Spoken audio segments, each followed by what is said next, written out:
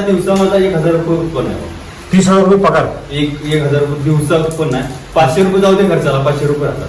हे 5 एक 15. ज्यावेळेला तुम्ही तिथं 14,000 रुपये नोकरी करत होता, किती तासात नोकरी असायची? 12 तास. 12 तासात 14,000 रुपये. आणि आता आज रोजी तुम्ही किती तास आता काम? निवांत आहे बा. 2 तास सकाळी, 2 तास संध्याकाळी. 4 तासात. दुधामध्ये काय बदल झाला? चवीमध्ये काय बदल? चवीमध्ये तर मला जे विचारायचं नाही एवढा बदल झाला.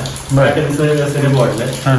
क्वालिटी आणि क्वांटिटी दोन्ही दोन्ही पण वाढली. दोन्ही पण. बरं. जसं पाहिजे तसं मला आता चालू आहे. जर दूध तुम्ही कुठे दर्शनीत खात होता का होते? अजिबात नाही. आता आता हे माझा मुलगा आता खायला, ही पण आता खायला. तुम्ही खाताय?